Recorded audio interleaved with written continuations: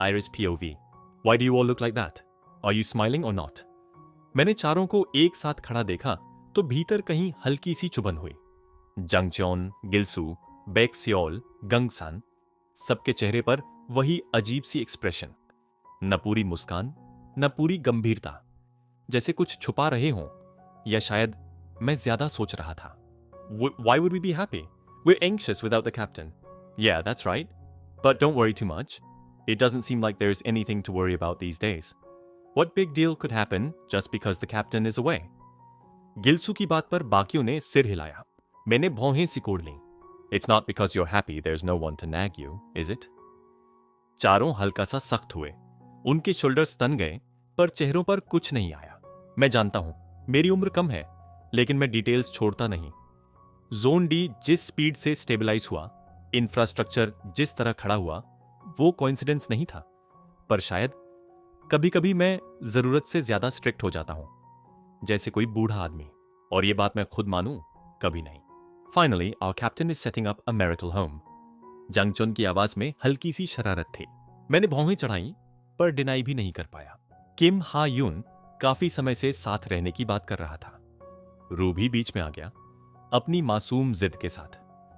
अजीब है, वो बच्चा कभी लाउड नहीं होता, पर उसकी इंसिस्टेंस में सॉफ्टनेस नहीं, वेट होता है, बिल्कुल किम हा यून की तरह।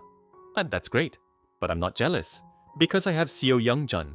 बैक्सियोल ने सीना चौड़ा करके कहा। गिलसू ने उल्टी करने का नाटक किया। जंगचौन का चेहरा खट्टा हो गया। कॉकरोच कपल, किसी ने बुदबुदाया। बैक्सियोल ने तुरंत मुक्का घुमाया। मैंने सोचा, सीओ यंगजुन आखिर करता क्या होगा? हर बार वही पिटता होगा। इस शोर में भी मुझे अपना काम खत्म करना था। मैंने फाइल्स एक एक करके बांटी। सबके चेहरे पर वही resigned expression. Every morning 10 o'clock video conference. Can't we rest when we are supposed to be resting? मैंने सुना और अनसुना कर दिया। ऑफिस में जाकर सामान पैक करने लगा। ज्यादातर वर्क रिलेटेड चीजें थीं। एक भी डिटेल छूटनी नहीं चाहिए। तभी फोन बजा। बटन दबाते ही होलोग्राम मोड में किम हा यून का चेहरा सामने आ गया। What are you doing?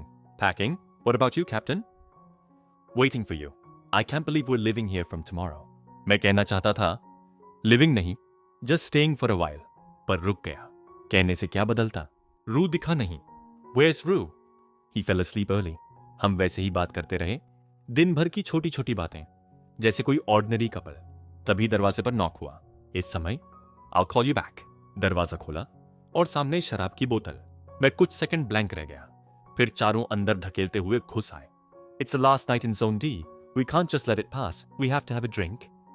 The captain can't drink alcohol well, so we prepared non-alcoholic drinks. How is it? This is a pie we prepared for you. Isn't it amazing? गिलसू ने एक बड़ा पाई आगे बढ़ाया, ऊपर से जला हुआ। Smell questionable. सबने एक साथ भौहें सिकोड़ लीं। Where did you pick that up? My wife prepared the ingredients herself. यह सुनते ही माहौल एकदम बदल गया। सबके चेहरे पर अलग सी स्माइल आ गई। मुझे पहले ही लगा था, बहुत डिलिशियस लग रहा था। सच में, मुझे लगा था किसी फेमस बेकरी से लिया होगा। आपकी वाइफ की कुकिंग स्किल्स तो कमाल की है। मैंने ऐसा पाई पहले कभी नहीं देखा। एक ने हंसते हुए कहा, एक आदमी पूरा खा जाए और पता भी न चले 2 लोग मर गए। सच कहूं तो इतना टेस्टी है कि मैं ही मर जाऊं। मैंने जल्दी से सिर हिलाया। या इट स्मेल्स गुड, लेकिन कोई टेस्ट करने को आगे नहीं आया।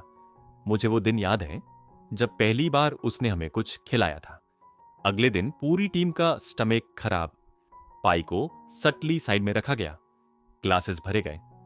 To the captain, we are together for ever, don't forget our hearts wherever you are. मैंने साई किया। You all seem to have forgotten. I am coming back in 2 weeks. किसी ने नहीं सुना।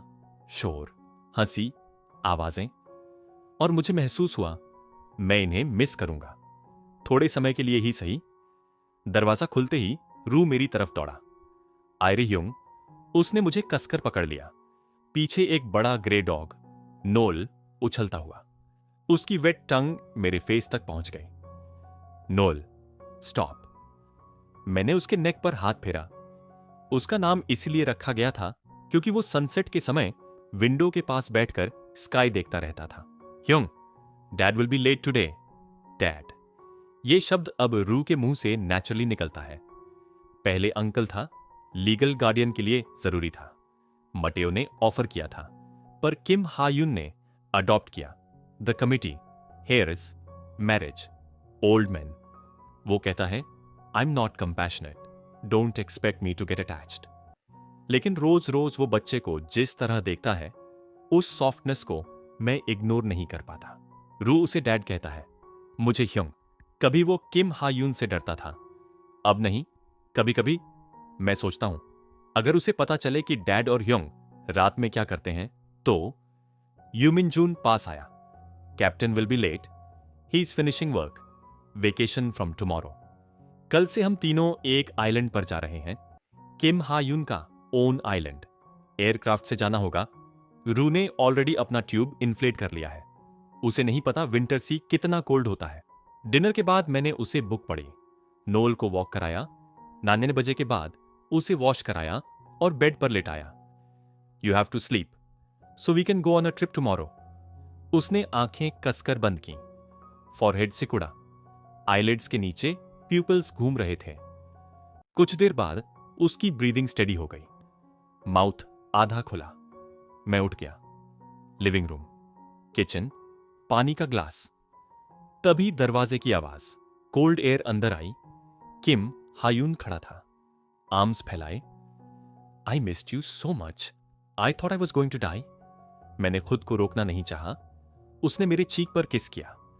Did you look outside? मैं मुड़ा। Snow, heavy snow. कुछ घंटे पहले स्काई साफ था। मैं विंडो के पास गया। व्हाइट फ्लेक्स स्ट्रीट लाइट में चमक रहे थे। मेरे अंदर एक्साइटमेंट और वरी एक साथ उठे। We might have to postpone the trip if this keeps up. उसने मेरे शोल्डर पर हाथ रखा। What does it matter, it's enough to be together. मैंने रू के बारे में सोचा।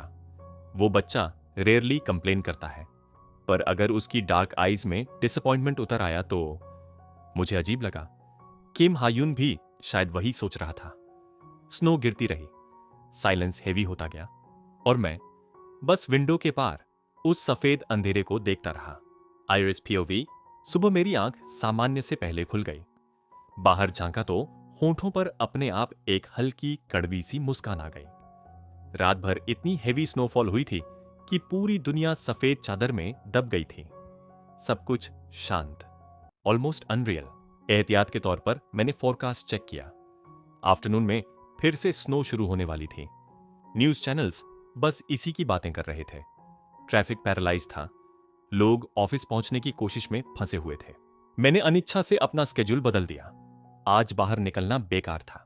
बाथरूम में गया, कपड़े उतारे और वार्म वाटर के नीचे खड़ा हो गया। पानी जब सिर से बहते हुए बैक तक पहुंचा तो थोड़ी राहत मिली। तभी मुझे पीछे किसी की मौजूदगी का एहसास हुआ। बिना मुड़े ही समझ गया। Why are you up already? I woke up because you weren't there. उसने भी बिना झिझक अपने कपड़े उतार दिए, पीछे आकर स्पॉन्ज उठाया। पहले तो सच में मेरी बैक पर फोम लगाया, फिर उसका हाथ आगे सरका।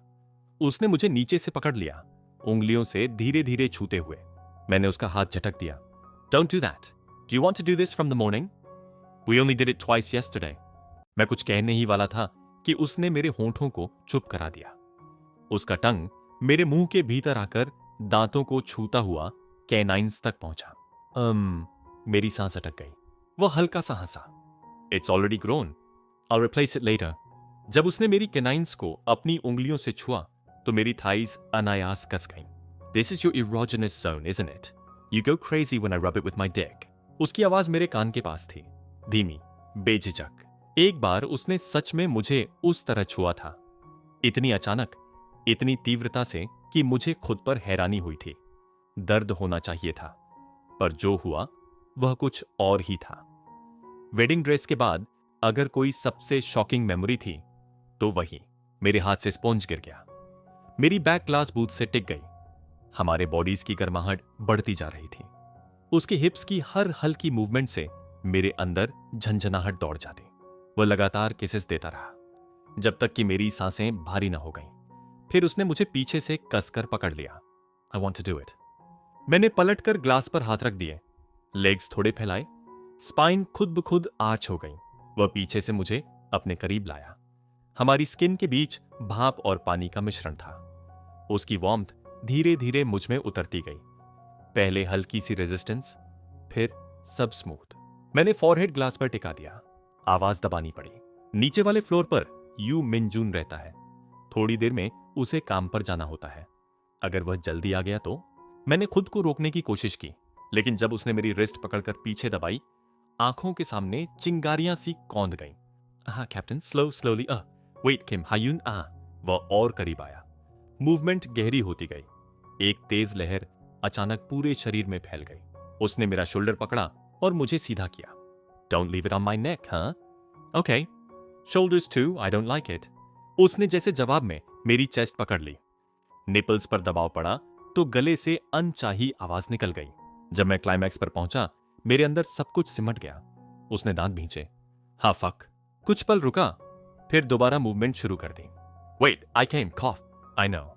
उसका जवाब छोटा था, लेकिन उसकी वेस्ट फिर धीरे धीरे घूमने लगी, जैसे बुझती आग को फिर हवा मिल रही हो। हाँ, I wish we could do this all day. Don't talk nonsense, finish it quickly. Don't rush me. If you do that, I want to torment you more. उसने मुझे फिर से छुआ।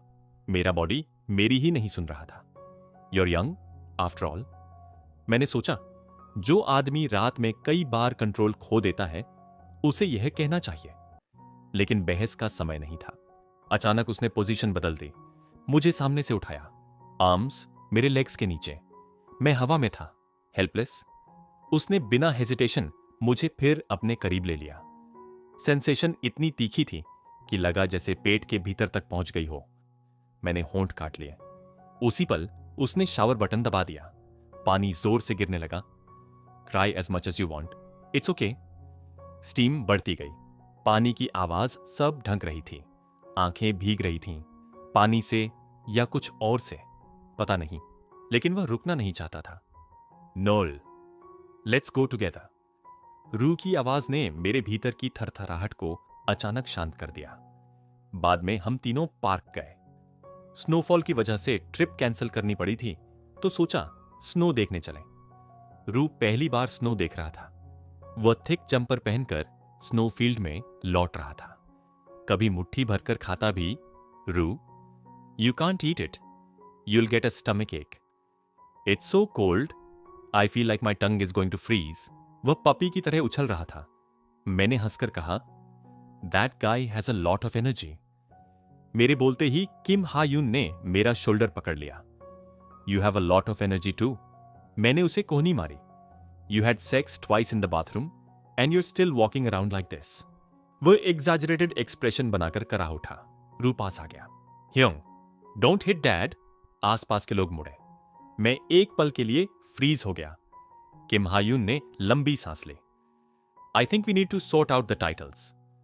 How? How about having two dads? It's not uncommon, is it? यहां same sex legal marriage allowed है। मतलब marriage सच में एक ऑप्शन है। मैं चुप रहा। वह बोला, I am going to grow old and die a bachelor. मैंने अनसुना किया और स्नो रोल करने लगा। स्नोमैन बनाना सरप्राइजिंगली मुश्किल था। वह पास आकर squatted. Stop playing hard to get and marry me. अगर मैं मना कर दूं, वह फिर इंतजार करेगा। कुछ देर बाद मैंने धीमे से कहा, will see. What? I didn't here you. मैंने उठने की कोशिश की, लेकिन वह रू के पीछे भाग चुका था। I told him not to eat it. Ru को गोद में उठा लाया। नोएल पीछे पीछे। मैंने स्नोमैन पूरा किया। एक छोटा, फिर एक थोड़ा बड़ा। दूसरे का मुंह क्रूकेट ब्रांच से बनाया तो वह विलन जैसा लग रहा था। Not bad, you have a talent. I think so too. Awesome. Hyung, make another one. Let's make 3। मुझे समझ आ गया क्यों 3। तीसरा स्नोमैन सबसे सुंदर बनाया। रू ताली बजाता रहा। हमने किसी नियर बाई फैमिली से फोटो खिंचवाई। तभी नोल दौड़कर आया और स्नोमैन का हेड गिर गया। रू रो पड़ा। काफी मनाने के बाद दोबारा बनाया। जब हम पास के रेस्टोरेंट की ओर चले, लंच टाइम निकल चुका था। चलते हुए मैं सोचता रहा, आज का दिन अजीब तरह से पूरा था। सुबह की भाप, गर्माहट, दबे हुए कराह, और अब यह ठंडी हवा, रू की हंसी, किम हायुन का कंधे पर हाथ। मैंने मन ही मन एक खामोश इच्छा की, काश यह सब ऐसे ही चलता रहे। तो दोस्तों, यहीं पर इस स्टोरी का लास्ट पार्ट खत्म होता है। अगर आपको यह स्टोरी पसंद आई हो तो वीडियो को लाइक करें और चैनल को सब्सक्राइब जरूर करें ताकि ऐसी और स्टोरीज आप तक पहुंचती रहें। अब एक सवाल आप सबके लिए, पूरी स्टोरी में आपका फेवरेट सीन कौन सा था? कमेंट करके जरूर बताइए, क्योंकि ये स्टोरी का फाइनल पार्ट है और जानना अच्छा लगेगा कि आपको पूरी स्टोरी कैसी लगी। आपके कमेंट्स का इंतजार रहेगा।